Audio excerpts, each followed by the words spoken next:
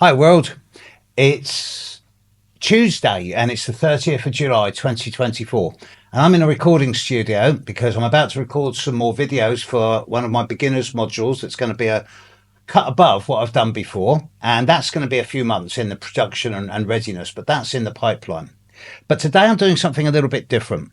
I've got with me one of my original students from the very first student body group, a friend of mine who I've known for about 4 years, and over the time I've watched her grow from being just an astrological student into becoming a proper astrologer with many different sidelines and interests. And particularly today, I'm going to be chatting with her about something that she's heavily invested in, and it's something which is of critical importance to a lot of people in the world. We're going to be looking at a very difficult and heavy subject in a way that hopefully is going to bring a little bit of lightness into it. And it's something that people don't talk about. We're going to be talking about suicide prevention. So I'd like first of all to introduce my friend Anoo. Hi, Steve. Anoo. Hi, Steve. Nice to see you again. Nice to see you too. And Anoo's been working over the last year or two in a number of different ways, helping with suicide prevention, particularly amongst women in India, particularly Sikh women. Is that correct? Yes. So if I'd just let you know a bit about myself, yes, then, please. Steve. I'm originally a Punjabi Sikh, and I was born in London in 1975. And as you have also mentioned, I was affected by suicide bereavement while I was a young child. So I was 6.5 years old. And from that age onwards, I've not really spoken too much about my experiences of what bereavement means, how it affects people, obviously through childhood and into adulthood. And I kind of thought that as I was becoming an adult, I could just ignore it and it would go away until COVID happened. And then there were a few bereavements within our family, and one after the other, it kind of, the grief felt heavy for me once again. And there wasn't a way of me to cope this time because it felt different. And obviously the past traumas that I hadn't dealt with started to re-emerge. And then one day I just happened to be scrolling on the internet and I came across this post that it mentioned applying for a fellowship and sort of delivering projects. And one of the titles was suicide prevention. So I applied for it.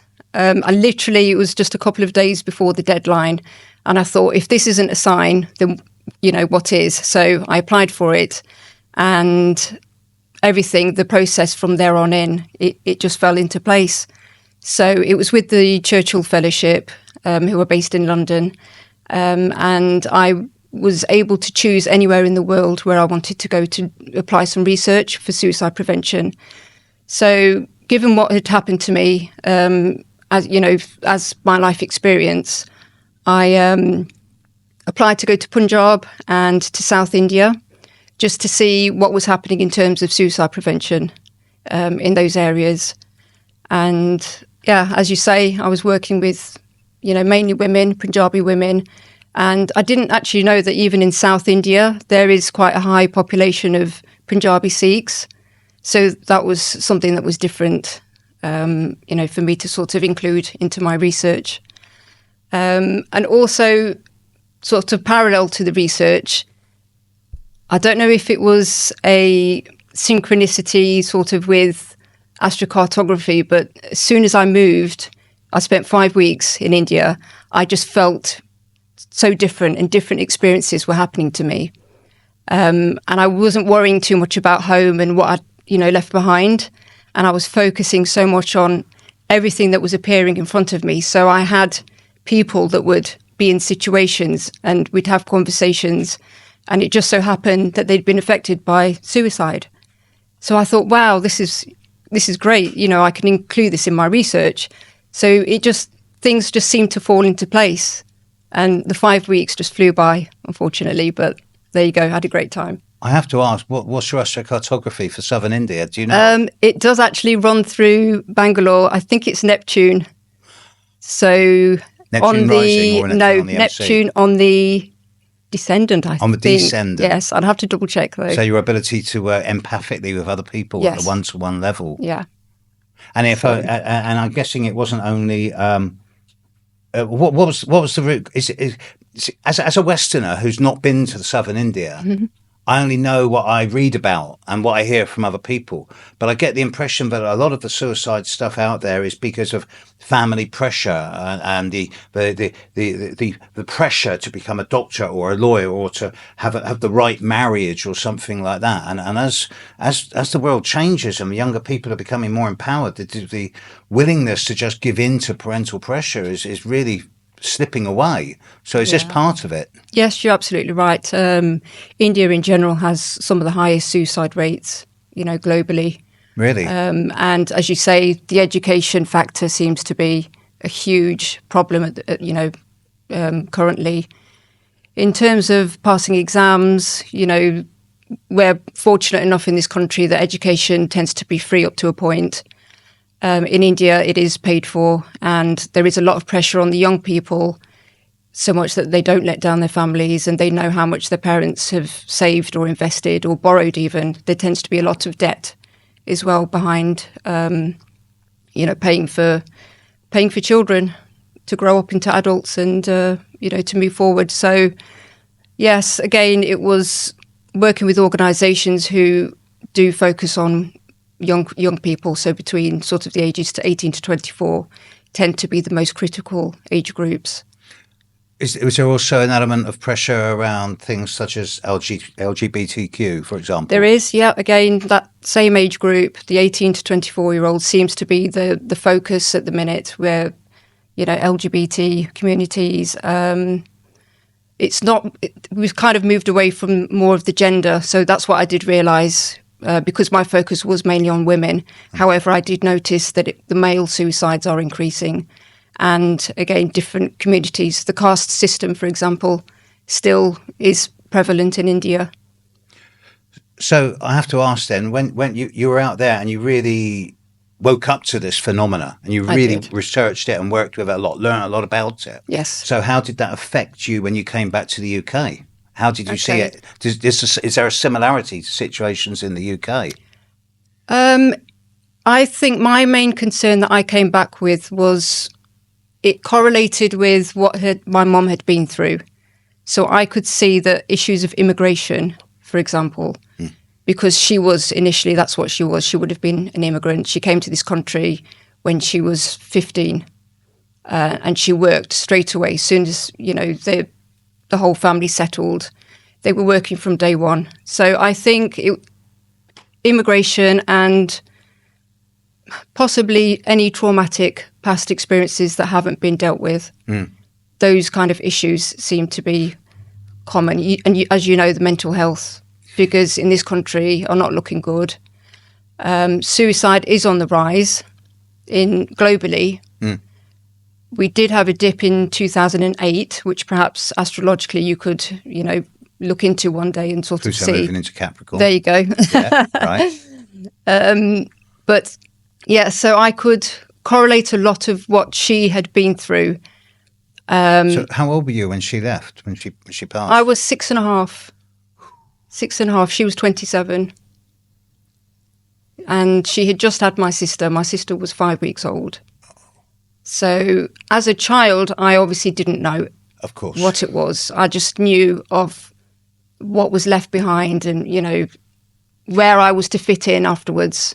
So going to India and experiencing this firsthand and seeing it in a much more common phenomena out there, it must have been a real revelation for you. It must have made you realise that your experiences in the UK, you weren't alone by a long way. It must have made you realise there's a lot more of this than meets the eye. Yes, yeah, absolutely. And I think, I personally think that in this country we don't tend to talk about it, especially in South Asian communities. We tend to put shame ahead of, opening up, or perhaps also we don't know how to talk because that's all we know. We've kind of been conditioned to dealing with our emotions in a certain way.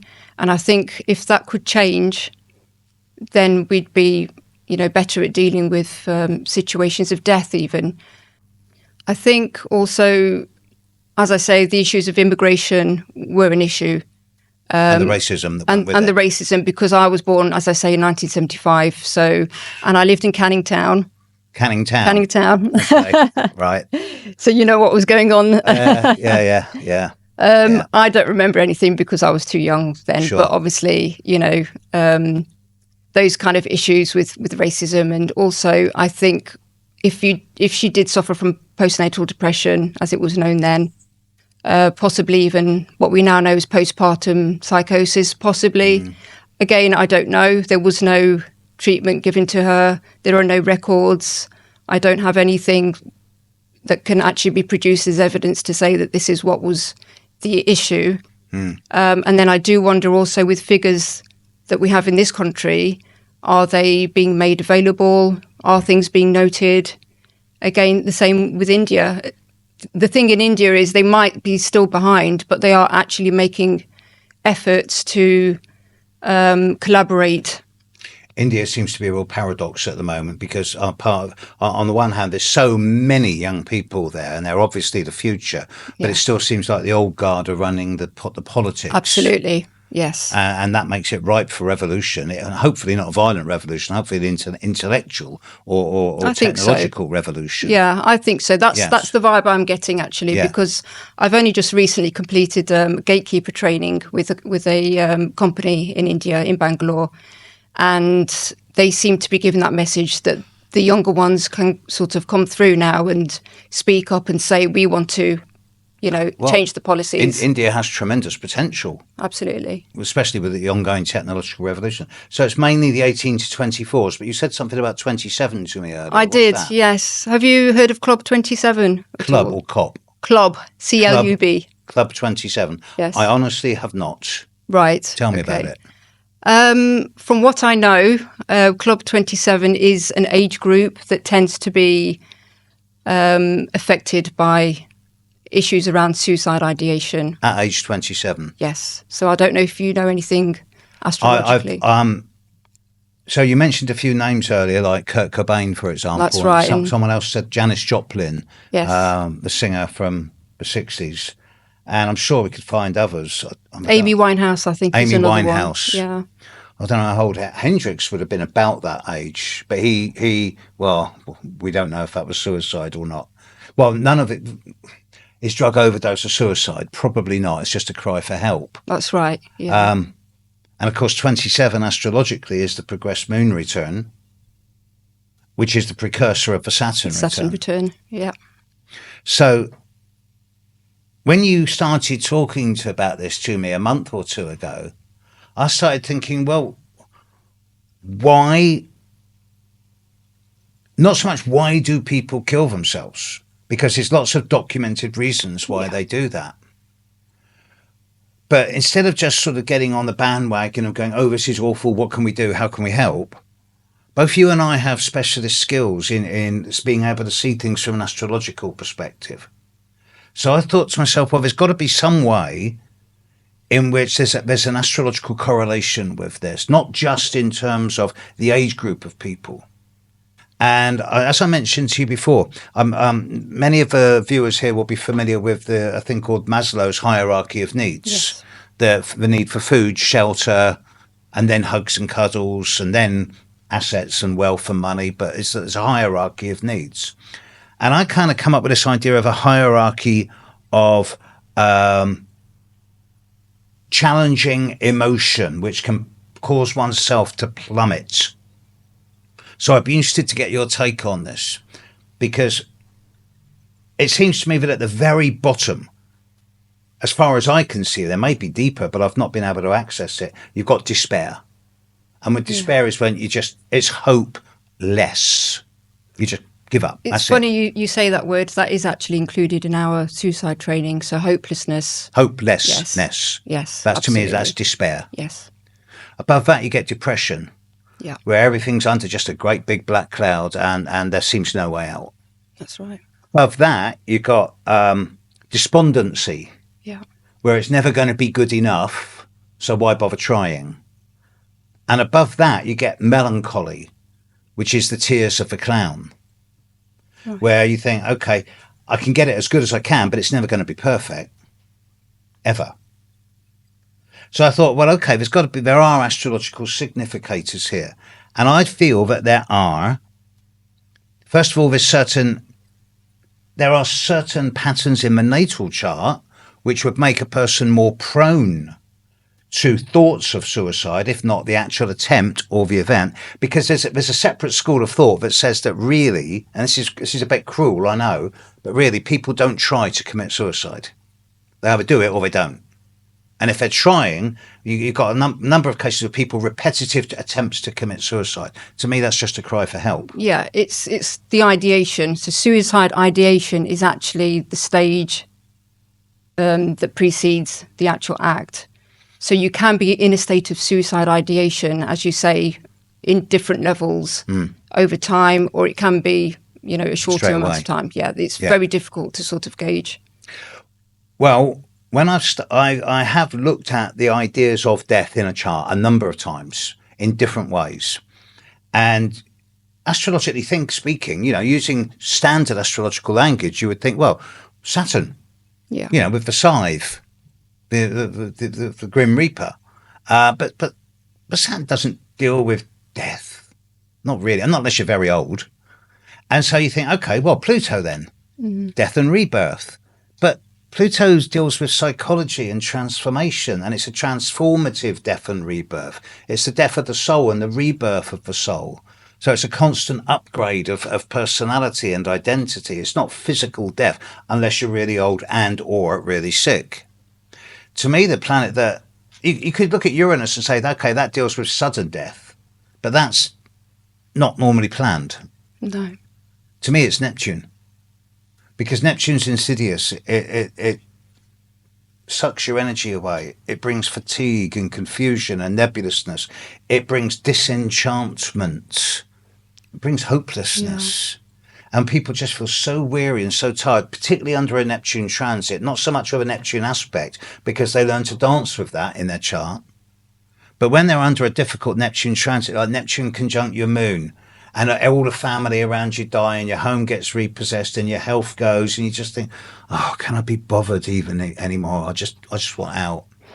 So, then there are other factors like alcohol, for example, that's linked with Neptune again. So substances, if you like. Alcohol's the worst of a lot, though. Absolutely. Oh. Yeah. Drugs, narcotics are things that, they'll kill you, obviously, but to me, alcohol is the worst drug of all because it's a slow creeper, and it just destroys you from the inside out. It takes years, but it's horrible what it does to people. It creates pathological violence towards oneself or towards others. It's horrible. Yet it's everywhere in the world, everywhere. It's been around forever as well. I mean, I suppose there's a place for it, but its effects are just grim. So when I'm dealing with someone, for example, who's got Neptune on their sun, transiting on their sun or opposite their moon or something like that, then I'm aware of how disenchanted, hopeless, almost victimized by the world they feel. So I have to help them then find the dark humor in their situations. I have to get them to laugh at themselves, even through the tears, because if you can laugh, there's still hope. And that's why I would say to anyone, no matter how dark it is, one of the things I've learned for astrology is that very rarely do situations of intense and extreme challenge last for more than a year. Right. Even the worst transits last a year, sometimes two, but the second year is going to be easier than the first. So sometimes you have to wait it out for a year. I've got loads of people who've gone through difficult Pluto and Neptune transits, and I say to them, look, bad news, it's going to last a year. Good news, it's not permanent. And that's the great thing about astrology, isn't it? Because, again, if I look at other therapies, they can be beneficial. However, they don't give you that. That's what astrology. They don't give you a timeline. Yeah, astrology gives you that, and that's what I found. That's why I'm so interested in astrology and learning from yourself as well. it's something that kind of linked to my project. And you said about how once Saturn moved into Pisces was... The last time when I was in my teens, I think it was when Saturn was in Pisces. And it's just funny that I hadn't been back to India since then. And the project had started, you know, the actual phase of it had started just as Saturn was going back into Pisces again. 29 years on. Yes. And The Saturn cycle. Yeah, it's a great Yeah. one. It really was. And the 7.25 year, Rich, as well. That's a quarter of a Saturn cycle. right. It really brings in the ultimate question of astrology. We have all these we have all these wonderful metaphors for astrology, like as above and so below, and the microcosm reflects the macrocosm and all that. But to me, the biggest one is the question between fate and free will. And the idea of having the choice to end one's life. I mean, there's a big push now globally towards voluntary euthanasia in the case of people who are terminally ill. And that seems to me to be a natural thing to do. So it's funny you say that. Would you say that that is a choice then? Because for suicide, we don't say it is a choice. We say that it's such a place of being in pain that you would do anything to escape the pain. No one chooses to want to kill themselves. They want to kill the pain. It's the pain that they want to end, or the situation that you're in, which again, what you're saying is if you know how long this phase will last, it will help you. And that's what you get with astrology. That's why astrology is different to any other form of divinatory art, because we can deal in timelines. We can give people hope. And that's perhaps that's the most important thing of all. If you can give someone hope, something to aspire to, there's light at the end of the tunnel. You will get through this. And when you do, you will thrive again, because it's all cyclical. But I question this thing about choice. I've lost a couple of friends through suicide over the years. And I know that if they hadn't done what they did, that in time they'd have come around, because it's what people do. But they chose to end their lives. And I've always seen it as, I've never really thought about it in terms of they were in so much pain, it seemed the only way out. I've always seen it as a choice on their part. But now talking to you, I can understand how they felt so alone, so abandoned by the world, so isolated and so helpless. Yeah. Oh. And what do we correspond that with? Is it Chiron? Chiron with the abandonment, and Neptune with everything dissolving around oneself and everything slipping away through one's fingers like sand and water. Mm-hmm. But again, if we can see these patterns and we can explain them to our friends and family and clients and colleagues in terms of from a logical, analytical, objective perspective, and put a timeline on it. Look, by September this year, this is going to be in remission, and by November it's done, and then you'll be back to your normal joyful self again. Yeah. Then that gives it, okay, 4 more months. Yeah. And sometimes when it's kidology, but sometimes you say, okay, 6 months. And they go, I can't do 6 months. You go, wait a minute, it's 26 weeks. That's right. And they go, I can do 26 weeks. And they can get counselling or medical help in that time. Thing is, I always sign my emails with a catchphrase: negativity can't exist where there's humour. And I've used that forever. I don't even, it's so old I don't even remember where it came from. I was using it before emails. All right. But if you can find the joy, even through the tears, then the world becomes a better place. But when I think, like from your story of a young woman in India, under parental pressure or societal pressure, to get married to this guy or to have babies or to become a doctor or become a lawyer, to look after the family, to look after the mother or father, they must feel trapped, hopelessly trapped, as if they got no future and no individuality. So it's not just about the individual breaking free of themselves, it's about breaking a culture. That's right. And that's a big one. It is, yeah. Well, the only way we can do that is through consistent pressure over a long period of times. And that perhaps is where the technological revolution of the last 30 years is proving so good. Yes, it'll be interesting, won't it, to see what will change. Where we are in 20 years' time, perhaps. I know. I'm quite excited, actually. Yeah, there's a lot of. I'm very. In many ways, all of the future brings a sense of both trepidation, but also anticipation. I'm hopeful and scared at the same time. But yeah, well, thank you for talking. This has been really good. The idea of talking about death is something a lot of astrologers are uncomfortable with. Yes. I was. For 40 years, I didn't talk about it, but, One of the things astrology, just before we go, is one other thing. One of the things that astrology's taught me, and I'd like to hear your take on this, is that from my perspective, it's made me realise that death as we understand it doesn't exist. But death as we understand it is just a transition of consciousness from one dimension to another. And that suggests that in certain ways there is a continuity after physical death where the soul continues in another form or shape. Yeah. Where we move into a dimension where time as we know it doesn't exist. And if that's the case, then most people who go through some type of death experience would make that transition naturally. But if a soul was tortured at the moment of death, I know of a few souls I've had sort of intimations that there's some type of transition between this space and the next space for the tortured souls. And that's linked with limbo, the space in between where they need to heal their wounds before they can fully transit into a dimension where it's much easier for them to be. Yeah. So I'd like to know how does your culture and upbringing work with that idea?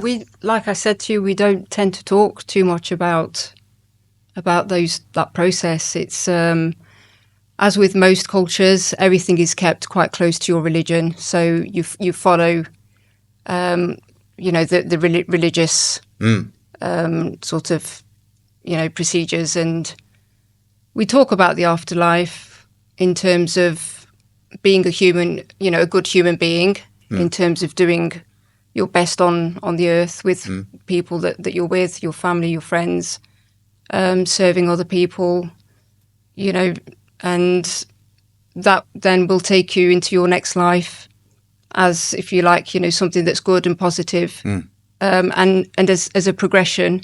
So the Sikh faith would be, it's not so much karma, it's more about progressing in terms of being a better human being. Refining oneself, purifying the soul. Absolutely. And moving closer to God as well. Yeah. Because God is the ultimate. However you perceive God to be. Absolutely. Yeah, absolutely. Yeah. Well, I think astrology and religion don't have any problems because we can all aspire to be the best of ourselves. Yes, I agree. And that certainly is what astrology empowers us to do. Yeah. What a lovely way to end it. Nice one, mate. Put it there. Pleasure talking. Thank you.